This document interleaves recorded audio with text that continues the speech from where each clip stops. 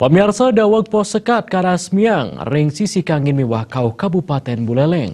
Rapid test sampun kelaksanayang, majang satu seroras diri, saneng ranjing ke Buleleng. Puniki kemargiang pindah ke usaha nes penglalah COVID-19.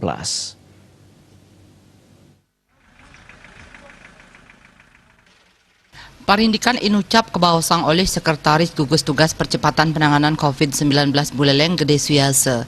Manut Danik, wentenan pos penyekatan puniki, pamekas hanik kasiagaya ngering Labuan Lalang, Desa Sumber Kelampok, Sida Mawasana, Majeng pada Krame, sane luput saking panureksan ring Pelabuhan Gilimanuk.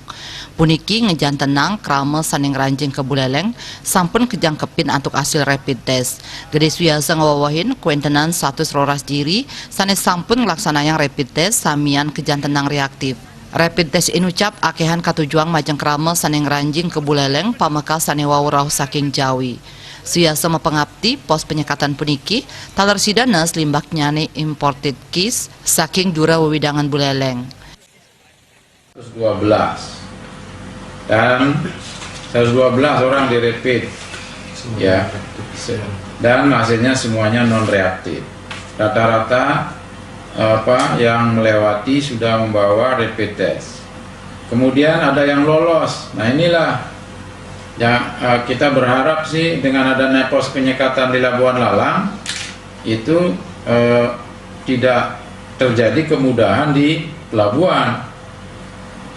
Gitu. Maksud kita kan melakukan di Labuan Lalang untuk lebih selektif lagi sekiranya ada yang tidak terpantau.